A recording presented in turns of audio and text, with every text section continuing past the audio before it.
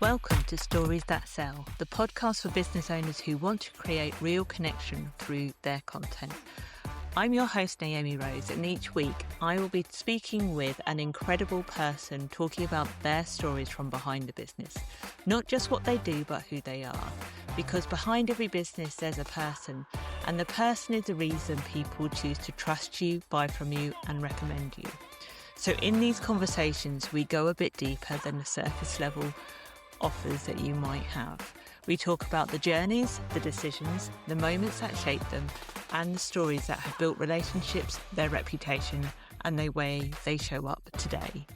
Connection builds relationships, relationships build reputation, and that's what leads to referrals and real business growth.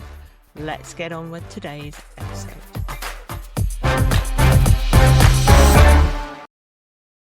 Some people build a life based on routine and rules. Others build a life full of adventure, free from restrictions, and that is exactly what entrepreneur Sophie Foote did. Now based in Swanage in Dorset with her husband Simon, their 2 kids, and a small dog, life these days includes beach walks with a coffee, dinner parties with friends, and singing in a choir, which if you met Sophie, this would make complete sense. But that's not where the adventure begins. In her 20s, she was living and working across Southeast Asia as a scuba diving instructor, moving from place to place and saying yes to opportunities as they came. That eventually led to a decision that most people would never make, which was to buy a beach in Indonesia online and build a diving resort from the ground up with husband Simon. They were living off-grid, raising a young family and working everything out as they went. Sophie was in the middle of it all, running the day-to-day of the business, managing people, solving problems, and dealing with whatever came next, which at one point included a jungle fire that she was trying to hold back with a palm leaf while her baby was asleep nearby. That experience probably tells you more about Sophie than any job title ever could. After 5 years, they sold the resort and came back to the UK, where Sophie built and sold yet another business, this time in property, using that same ability to spot what could work and then make it happen. What stands out about Sophie isn't just what she's built, it's how she's approached things. She likes a challenge. She trusts herself to figure it out, and then she's not afraid to go first, even when there isn't a clear path. Now she spends time helping other business owners step back, look at what they built and turn it into something that actually gives them more freedom, not just to manage, with multiple income streams.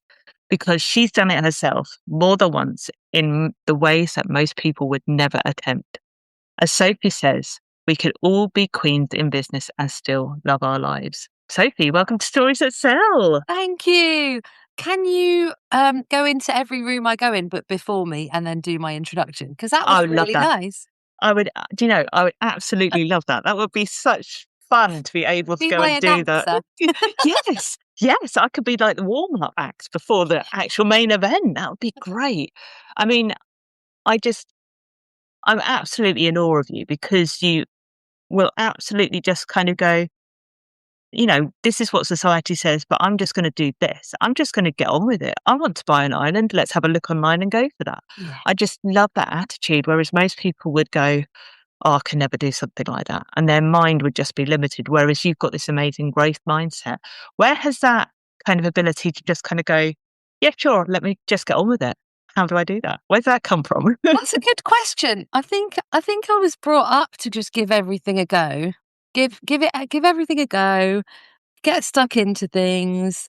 And I was lucky that I took this gap year to Malaysia when I was 18 to teach English, and then discovered a dive center and made friends with the people running it and fell in love with it and just went with it, just kept going with it. Because I always think that, what is failure? Like, what is the worst that could happen? The worst that could happen is I need to go home and live with my parents. And that's not bad. So I don't really have a big issue in like what people think or if people might judge me for it. I think everyone should just go and live their happiest lives and just, have a go at things. I love that.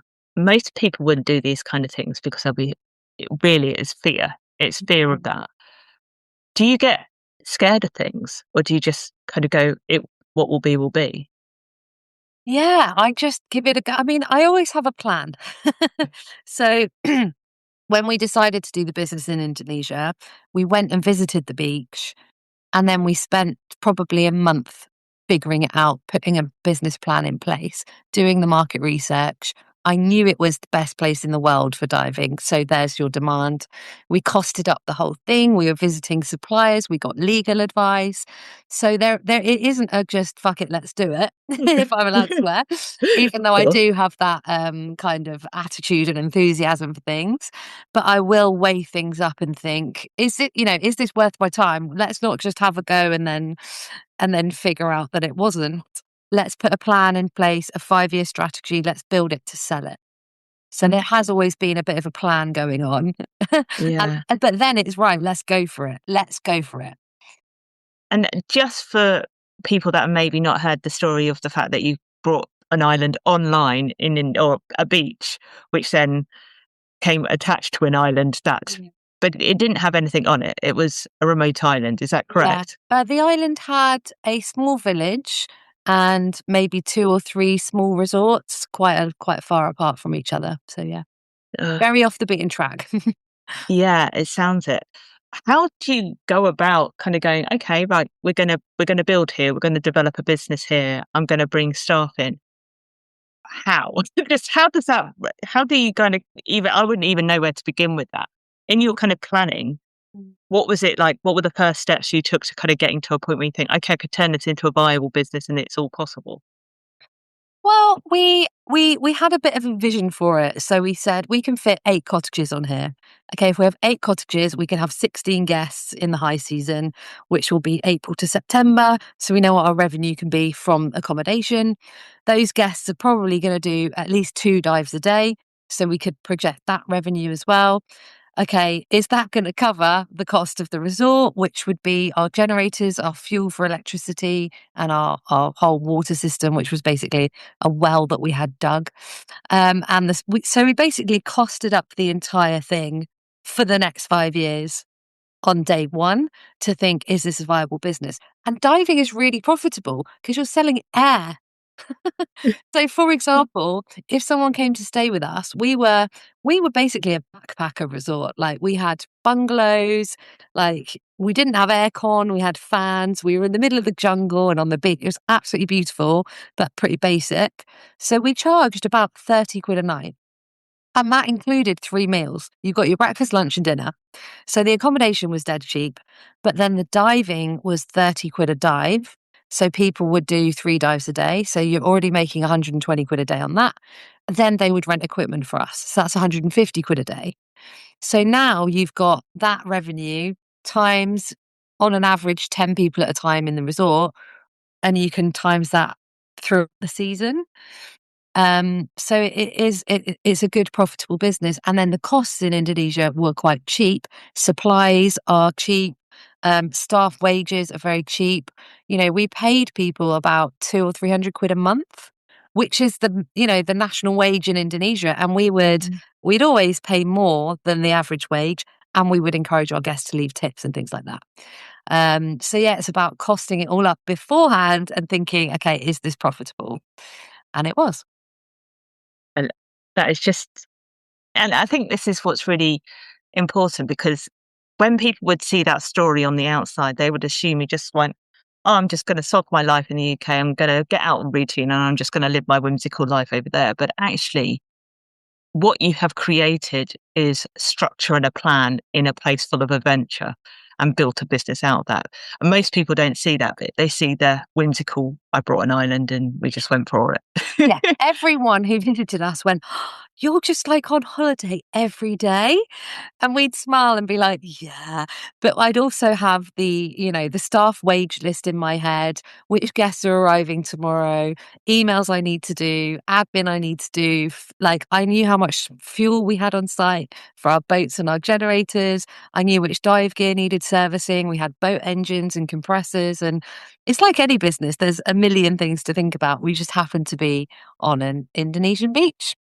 Yeah. And for most people, they just see the part where you're living on an island in the middle of Indonesia, Yeah. and that's just lovely. But the reality is, a business still requires, and particularly a business which is customer facing, still requires all of those other things to run behind the scenes. Yeah. At what point did you think this is it now? I've had my time here, and I want to go home.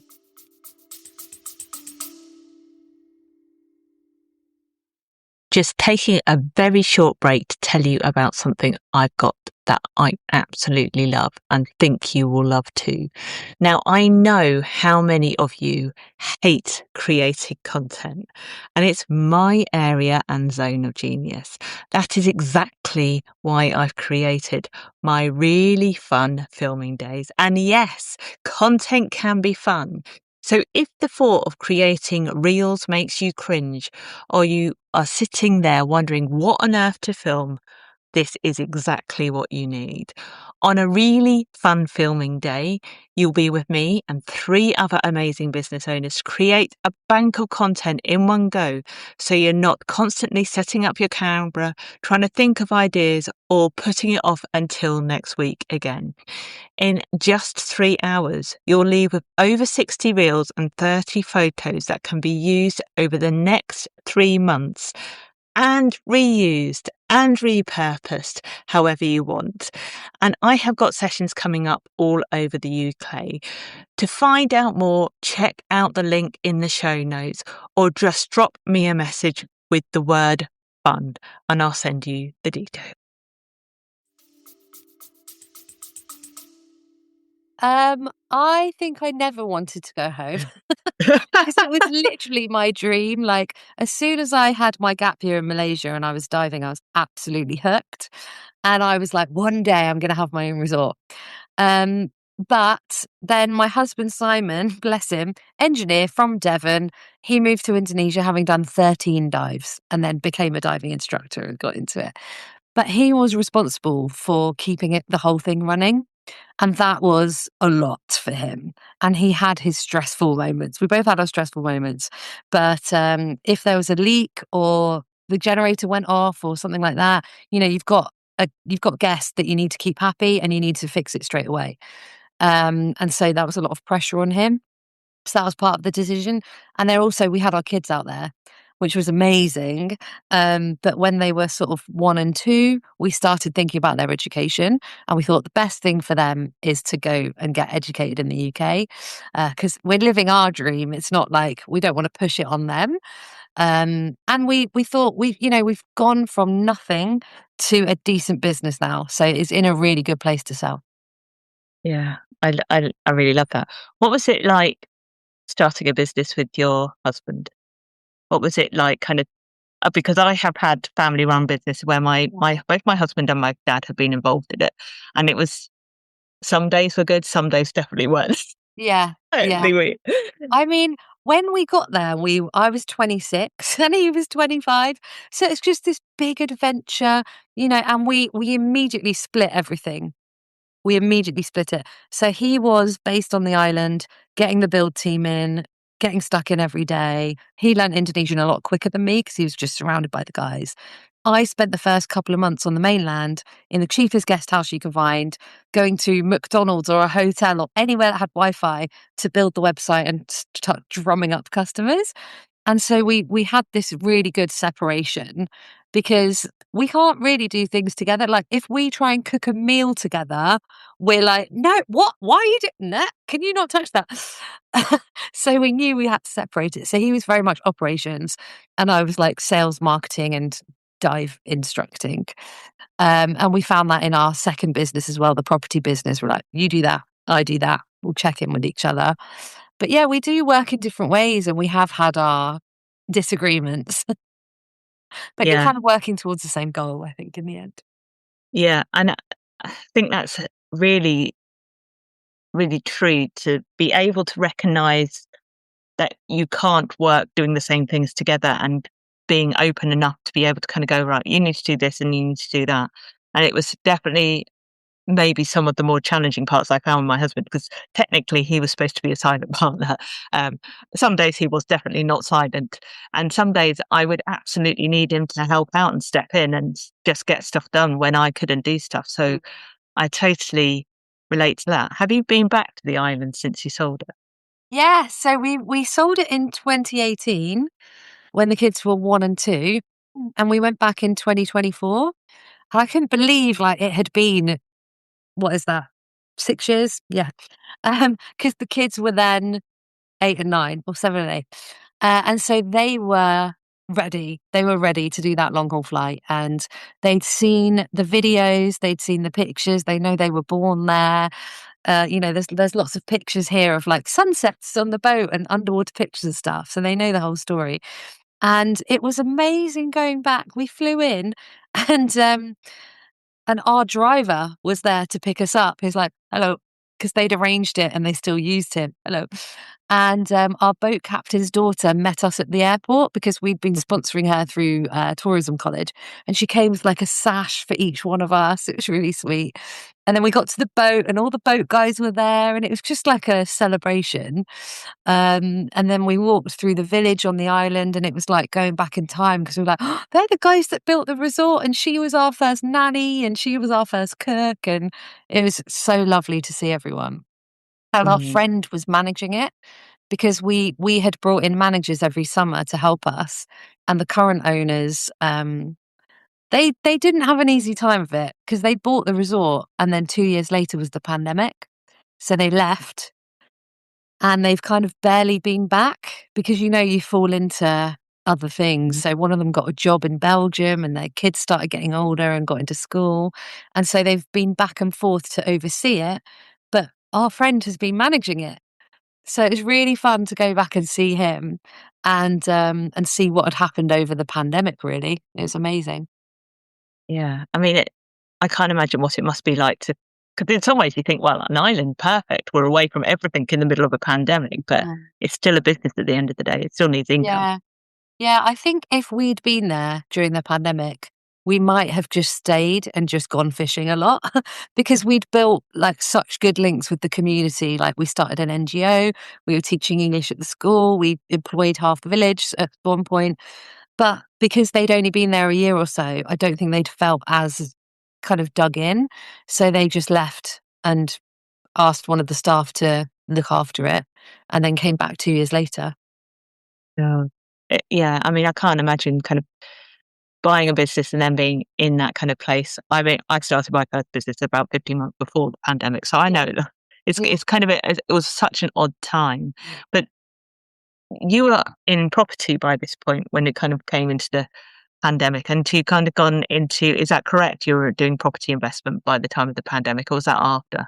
Well, we basically got back, and I said to Simon, "Right, we've done my dream. What's your dream?" And he said, "Air traffic control." This. So I was like, "Right, okay." So he applied for it, and less than 1% of people get in, and he got in. And then we moved to Spain for a bit so he could train there. I ended up getting bored and applying as well, and I got in. So we had about a year of learning to be air traffic controllers, and then the pandemic happened, and they fired all of us. Um, and then I got a job, and that didn't go very well. I got a marketing and sales job, and the guy I worked for was horrific. So I thought I need my own business again. So I think I started the property business 2022 and then Okay. built it from there. Air traffic control, that's such an interesting role, but in a way, it has so many correlations to being a business owner, right? Because you are basically an air traffic controller when you are a business owner, right? Yeah, yeah, it's really interesting. It's really fascinating. Was it for Simon, was that the dream that he'd always imagined it to be when he was in the job? He loves aviation. So yeah, he absolutely loved it. Bet he was absolutely gutted when you all Yeah, got let go. yeah, they let go of 122 trainees. Would he go back to it, do you think?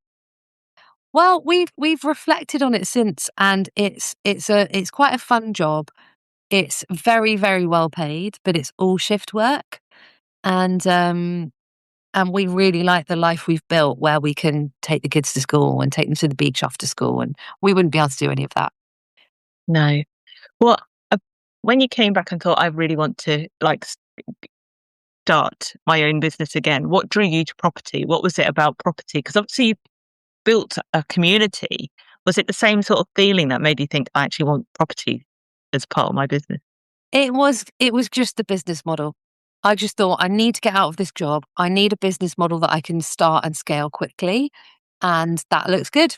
That was it. I just went for it.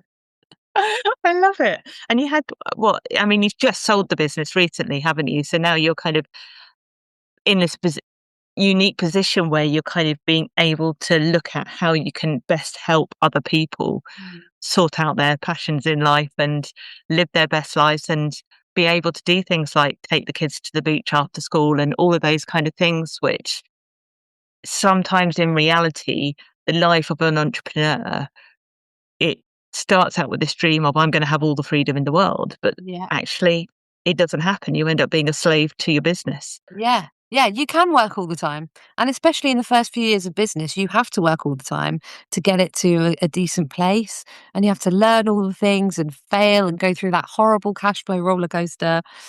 Yeah, it can be very, very difficult. But Yeah. now I'm going to be helping other people scale their businesses because I've realized that's what my sort of zone of genius is. Like that's what I've been good at. Start a business with a big strategy in mind, work to that strategy, take yourself out of the business, sell it.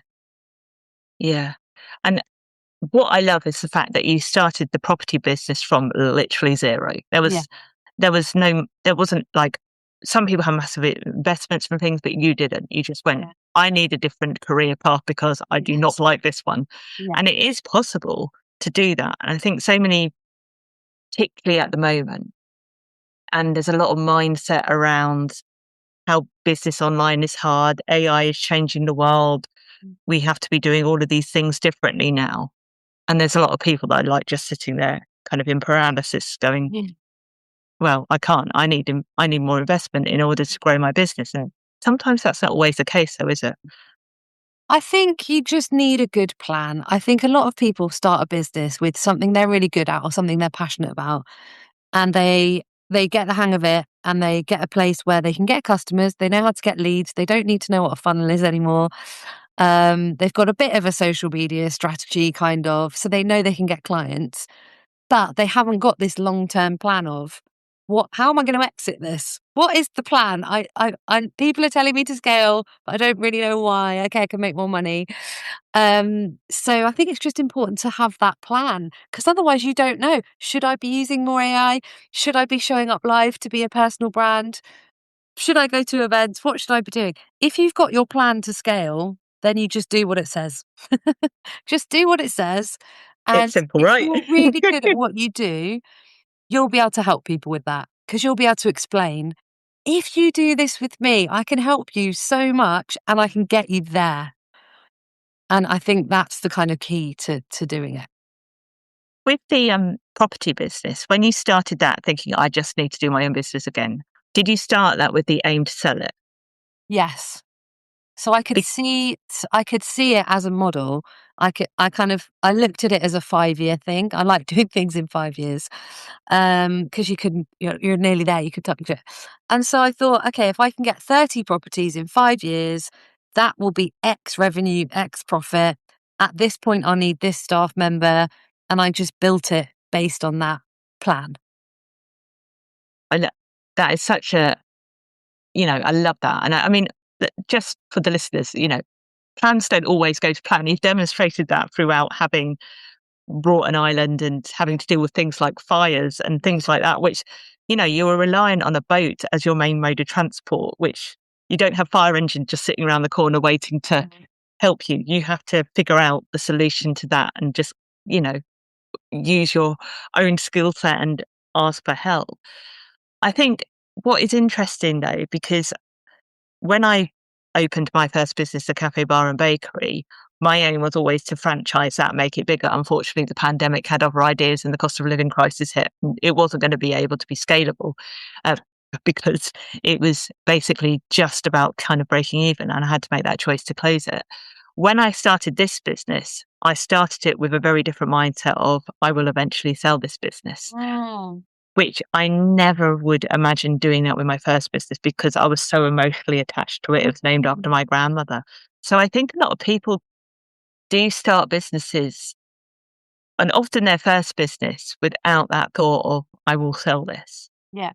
And I think it's a really, when you start thinking about it in a way of I'm actually going to build this and sell it and move on to something else, you come in with a very different attitude to your business. I think there is definitely less of emotional attachment to it. Yeah, definitely. And it allows you to take yourself out of it a bit. Otherwise, because you can work on your business all the time. So people just do work on their business all the time because you want constant clients, you want constant sales, you want constant income. But if you can then think about, okay, how can I remove myself from this business? I'm going to need someone to do that. I'm going to need someone to do that. And you can just start planning for it and building for it. It's really exciting because you could have a 6 or 7 figure exit in the next few years, and then you can have impact. You can help communities. You can do more of what makes you happy. You can do another business. Yeah, Options, lots of options. so many options.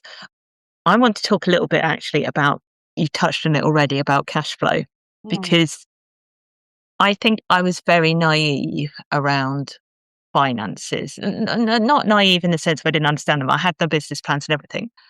I did not understand cash flow, particularly, I mean, in a cafe, bar, or bakery, you need cash flow. There is, yeah, you need a balance because there are literally thousands of pounds going in and out every single month. And I could not get my head around it. And I think it's not spoken about enough. We talk about balancing your books, your profits, your income, mm, your revenue, all of those kind of things, which to a lot of business owners, that's complete jargon and it doesn't make any mm, sense. But then there's this kind of bit where you need that elasticity in your business to be able to have cash flow. And I just find that I had to learn that the hard way. And honestly, I was actually phoning up my 23-year-old niece who managed a Starbucks at the time, going, how much money do you put in your float every day?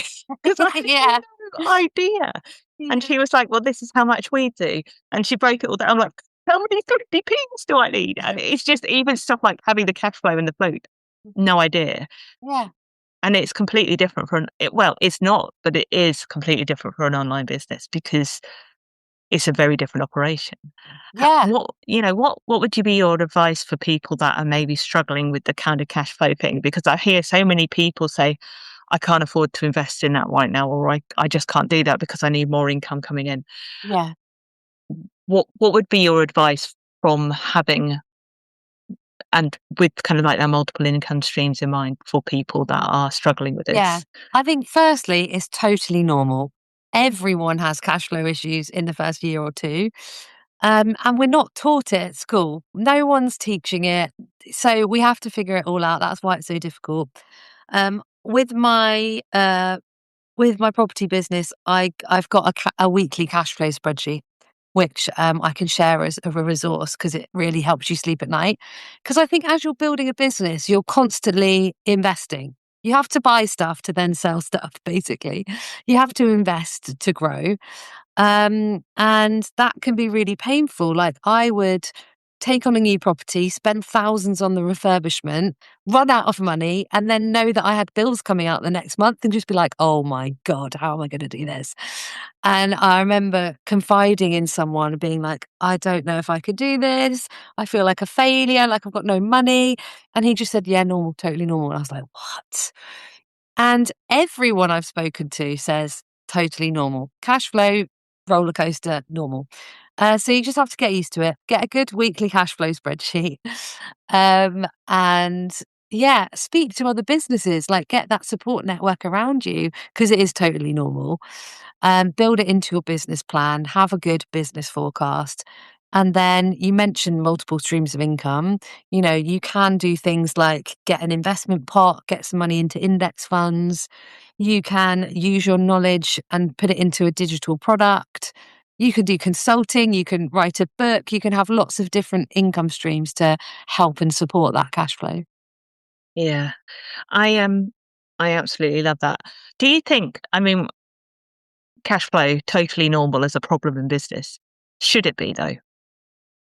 Or I can think it not be? I think it will always happen. The cash flow roller coaster will always happen. But you can keep an eye on it more. You Yeah. can plan for it. And as your business grows, it can then help with that. So when I had one property, we were making 500 quid profit a month. And that was very tight. And if I didn't have that property full of tenants, my net profit margin would go down.